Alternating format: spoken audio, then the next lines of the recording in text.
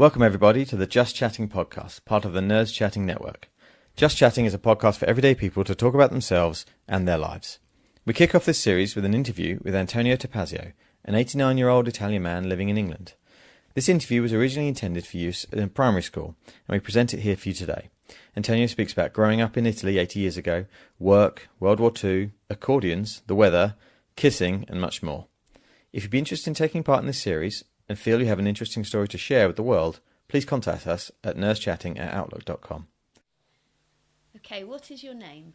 My name is Antonio Topazio. Antonio Topazio. How old are you? 89. Where are you from? Italy. Whereabouts in Italy? What was your town called? Campobasso is the more south to North Italy. And can you tell us a little bit about your home? Well, my home, it was built by my dad years ago, and it was quite a large house because I was a lot of children. I come from a family of 15, and we all lived there in this house. And later on, we had another house, which my father was administrator in a farm, and as you can see, there are two houses. That's what I had in Italy. Can you tell us a little bit about your family, please? Yes, well, my dad is born in 1895, my mom 1898, and my father was during the war, had little children, and we all live quite happy in the family, but a bit poor because of the war, First World War. Then, of course, the Second World War came, and that made it completely, everything went all over the place. But we was living, 11 children living. There was 5 daughters and 6 men. Did you go to school in Italy? Yes, at the age of the 6, that's in Italy, started when they're 6 years old. And I had school for about 4 years. And in 1939, I was 10 when the war broke up and all the schools closed. And I couldn't go anymore. So I only done 4 years. And after the war is over, I went back in the evening school, best I can get, just to get my elementary school, which is called Quinta Classe, mean just elementary, 5 years school, and no more. So how did World War II affect your life? Well, very badly, because all of my enthusiasm when I was a young boy, to work in a garage, or to be a mechanic, technical mechanic, but just only I wanted to study and a bit more and get on to get in university and so on, but just I couldn't carry on because of the war, and my house was bombed, and we had to go live in different places temporarily. So just to give up the school and give up everything I want to. So what made you move to England? Well, it's in 1950, I went in the Air Force because I have to. In Italy at the time, it's obligation to go in the army. And only if the family had more than one son killed in the war, and he allowed you not to do the service. But, you know, my mother had 2 killed in the war. And but my brother, older than me, either one didn't go. So when it came to my turn, I have to go. Then I went for 18 months in Air Force in Sardinia. And from that, I went back home. My mother was left with just with 5 children. The young one was 5. I was 21. And the house was already as I said, you know, was broken by the bomb, and so the situation was very bad. So I tried to emigrate anywhere to get money to help my mother. So I put a name down for Australia, New Zealand, and England. Well, I don't know, fortunately, probably, England called me first, and in 1952, I emigrated to England.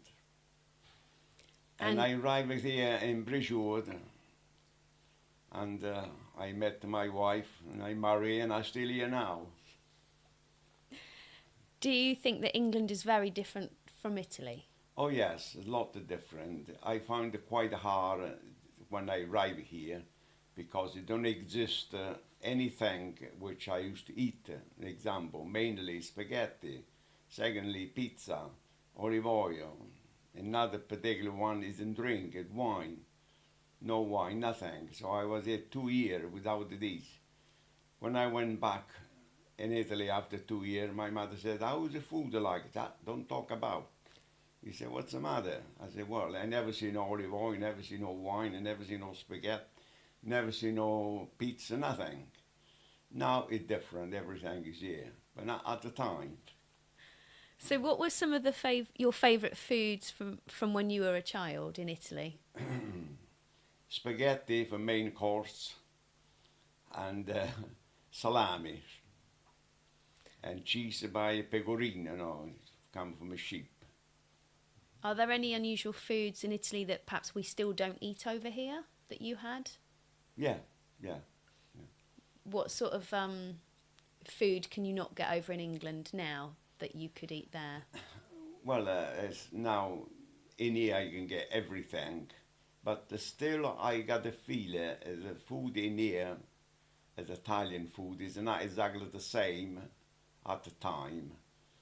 Okay. Or if you live in Italy. Yeah.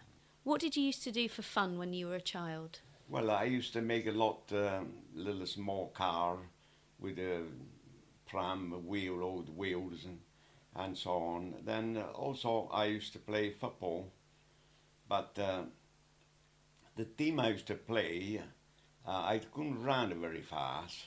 So the manager said to me, "I think I make you a goalkeeper." Oh, I said, "All right, see if I'm any good." Anyway, when we stopped playing, Campobasso and Benevento, which was another city, and finished off 10-0. My team lost. And every time I score a goal, I miss. So at the end of the game, I sit on the wall and I thought, "Oh my God." And I went like this, but I missed my head.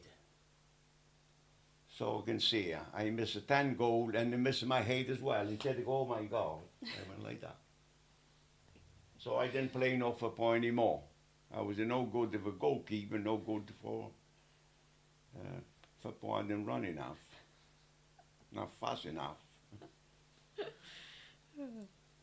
Yeah, what did you do for work? Well, Yeah, well, work now is near my home. It was a small shop, which was a blacksmith, make horseshoes, and nailed for under the shoes, very big one. And I used to turn a forger. Forges mean it's why you want heating up the metal, and the blacksmith will bend to make horseshoes and so on. See? And but he didn't give me nothing. If I do wrong, he kick me. So I left. And he come to my home and he said, his name Master Nicola, he said, "You come back and I give you something." Anyway, he felt sorry and I went back. And I carry on there for about maybe 4 years. And after that, I went to work in another garage as apprentice. And so I was most of the time sweeping up, because I was too young to do the job. So then my father's boss seen me, and he said to me, "I sent you to a private school, mechanic in Rome." Oh, well, that's good. they pay everything, and send me to Rome at the age of 14. And I get that on the beginning of January 1943, and September 1943, same year, after 9 months, the Mussolini gave up the war, so what they call armistice, I mean, that is finished. So the school was occupied by the German, and I was there 225 kilometers away from Campobasso. They didn't know what to do. And the German kept me with them, and to look after mule, horses, and they gave me half a kilo bread, brown bread each day, and nothing out, and drink with the same water, the tap with the horse and drink. And I never had to change my clothes for 32 days, full flea, dirt, no toilet roll, nothing. So at the end of the 32 days, I made my mind, in and out. I can't get nowhere. That's my life is finished. So I'd taken one more chance of escaping from here. So what I did, I dug a hole in under the fence, and 11:30 in the night, I come out, and I reached the place where the tram from Ciambino to Rome City, and I climb in behind the tram, and I arrived to Rome. And Rome went in the place where my father's friend, he had a pension means hotel. And I stayed there for about 3 days, and I start walking back to Campobasso, which took me 12 days. And when I arrived at the Campobasso, the Germans there occupied, and I had to escape again from my home, and me, my dad, and my brother, and house a bomb. I don't know where I was in the end. Really disaster. So I've noticed that you've got some accordions next to you. Can you tell us a bit about them, please? yes, I always wanted to play, the piano accordion for them, and because my father, he had one. He had a small organ which my mother bought when he was engaged, and we had bought another one, a very big one, green color, which was smashed up by the German. But I couldn't play that one because I was too young and too big. So I went to learning, and the professor, his name is Tresolino. So I went there 3 months, and he teach me play accordion. After 3 months, he said, "You want to carry on?" I said, "Oh yes." He said, "Well, you got to buy your own accordion." So I didn't have no money, so I stopped, and I was going to carry on play. But as you see here, I got a small one. My father afterwards buy me one of these small one. Then after that, buy me old one. But this is not my dad buy that. Sorry, that's my mom buy that. At the end of when I went back from Air Force. But at my small young age, and I couldn't afford that one. But I always wanted to play piano accordion, and I always wanted to become a professional player, but I couldn't make it. So I only make a noise now. Is the accordion an Italian instrument? Yes, yeah. The big one is made in Campobasso. Lost to the tag now. It's made in Campobasso, the town where I come. Izzo e Pesce. The name is still there, where I come from. Yeah. Can you tell us a bit about the weather in Italy? Well, the weather in Italy is January and February, without any doubt, is about 1/2 meter snow. And March is a month which is bad mix. One moment wonderful, another moment is very bad. April starts sunshine, and carry on until the end of August. Most of the time, October as well. So this is a few months, occasionally rain, but it's very, very good, hot. Yeah. So better than England? Yeah. Well, when I came here first, it was a July month, which I went Western Supermare with my girlfriend, and I was on the beach, sit on the beach with impermeable, you know, like a coat. And I sent that photo to my mother. And he said, but when you take that photo, it must be January. I said, no, last week. He couldn't believe it, you know, how they got that coat in July, which is, of course, years ago, people don't go around very much. They don't know. I said, well, yeah, it's cold. That's July and June. How do people in Italy greet each other? Treat each other. Greet each other. Like Oh, greet, yes. like. Well, in Italy, it's always shake a hand and kiss it on the cheek on the both sides. And that's, don't matter if it's, actually years ago, maybe not so much like the man with the woman, but later on, is everyone a kiss on the both of the cheek and shake a hand. And what might they say? Yeah. Well, what are the words to say? Ciao when you go, or even sometimes say arrivederci, and but still maybe kiss twice, and with the cheek. And if someone maybe a bit distant, you know, they just maybe kiss on her hand, you know, such as maybe posh people. But low class like me, it's just a kiss on the cheek, yeah, each side. Did you find that very different to how English people greet each other? Oh yes, because of that. I mean, when I arrived here, it took me to the hostel, which is nobody there, and it was the manager over there. And when he come up and say, "Pleased to meet you," I went there to kiss her, and he moving back, sharp, and I thought. I said, well, what's the problem, you know, because I couldn't speak English at all. I only say hello and nothing else. And so I got an interpreter, and it was a Polish interpreter. And I said, asking him what I done wrong. And he said, well, you want to kiss her. He thought, something wrong with me. And I said, oh, no, I thought something wrong with him because he moving back. And he thought something wrong with me. So I didn't know what was the trouble, because I didn't know. It was the second day I arrived there. Yeah. So anyway, now obviously I understand, not the rule, but the way they're doing in England. When I was little, I remember watching you make wine. Can you tell us a bit about your wine making? Yes. We had a 9 or 10 acre ground around my father's house, and we had a vineyard, and we used to make there round about maybe say 150 gallon, like 300 or 400 bottles wine each year. And when we make it out, my father had a press and a palimiento, what's it called, a big wood base, the pure grapes. And those days, they didn't have no machine with mince it up. We used to do with the feet, wash your feet, of course, and tumbling. And after that, put it in a press.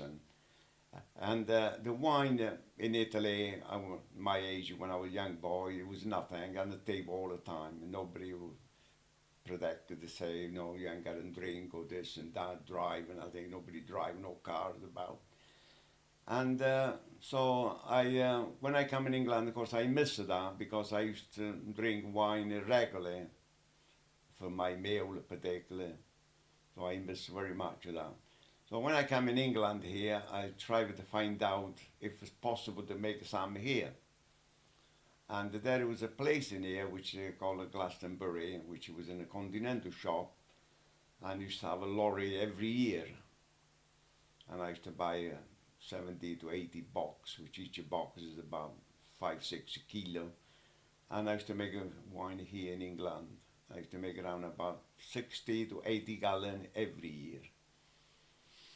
Well, the difference in Italy, like say the rule, an example, the discipline in the school is much more in my time. In Italy it's a lot different. Like say, the discipline was there. All the boys go separate to the girls, never get together. From age start till the end. Even when you're in university, you're still not together. That's on my time I talk about.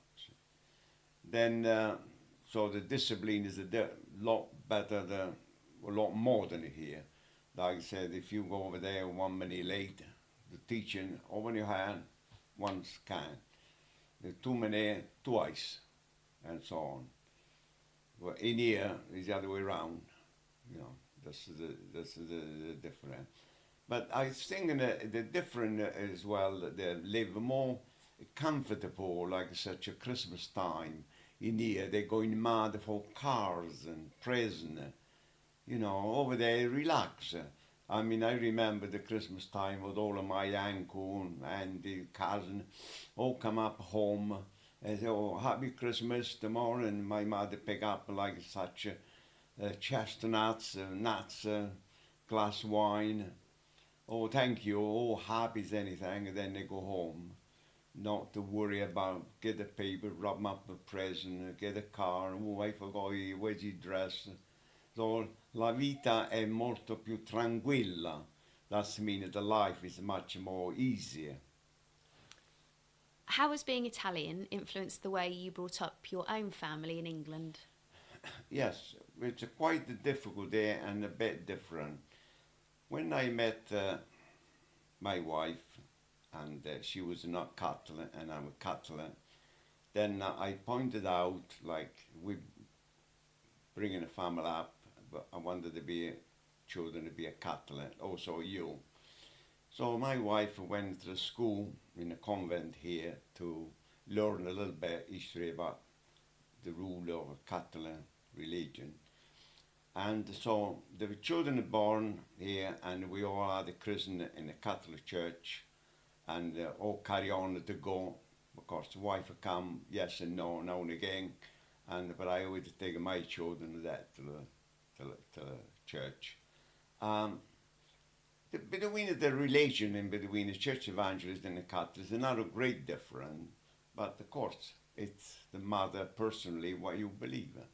I believe in my religion, Catholic, because a lot of people say, well, how would you know that? But you've got to believe something, and that's how strongly now I believe in Jesus, and I believe all the other rest of the same. And I brought up the children in that way. Of course, when the children come up at a certain age, they may be looking a different way, because obviously it's same as me. I believe it that because that's me. Another one may be different. See, in this world, we are a million people. And when you're going along, everyone got to face it different than another. So that means the same as inside the head. It's different. I believe a Catholic Church is better than a church evangelist. Somebody else say, oh no, that's the other one. Nobody knows. It's just what you believe. That's how I brought up my family. And very hard to get this sort of situation when the two is not the same religion. Did you make sure that your own children ate Italian food? Oh yes, I always make sure my children eat Italian food. Of course, the beginner they never much, but such as when I remember my mother when they were young, always boil a little bit of pastina, very very small fine pasta for the children, and I make sure eat that more than a cornflakes or porridge, things like that, toast or marmalade and toast in the morning. I make sure they would eat that sort of pastina and bread roll with the salami in, cheese from sheep, which is very good for young children. That's always I look for that. And did you take your children back to Italy for holidays? Oh yes. When my mother's lived, I used to go every year for 1 month in Italy by trade. Even when I had the last lot, it was 6 children, which is, I think the old one, and it was about 17, 18, and the young one, Anthony, was 2 years old. And we all went by train, but every year I used to take it to Italy and take it to the beach and take it to the mountain and always visit all of my relations, because I got no family, uncle, my mother, brother and sister, my father, 2 sisters which live in Italy, and I would go around that and we enjoy it very, very much. But of course, the weather was something.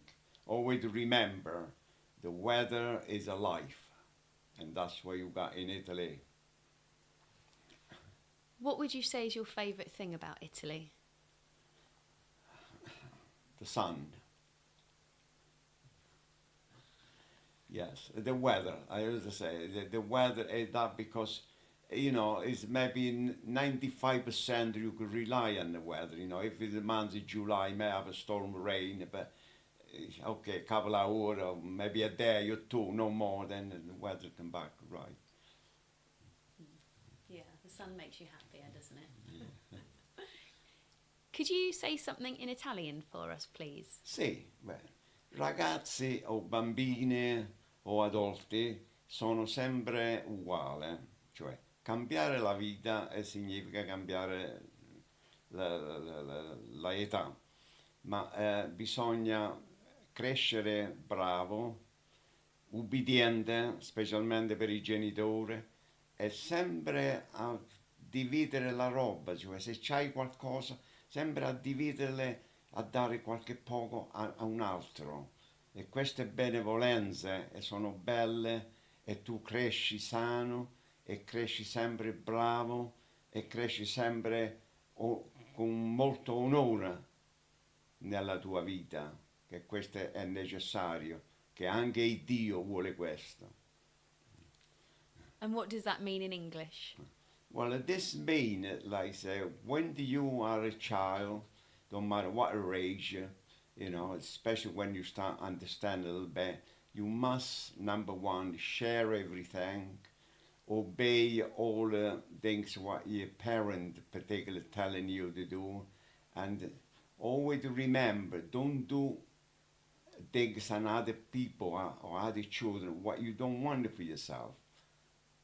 And that you'll be grown up that way, full of joy, honor, and everything could be going well for you. Okay. Thank you very much for speaking to us. Oh, well, welcome. Pleasure. I'll give you Granddad a kiss. Hang on. Okay, so, I'll tell you.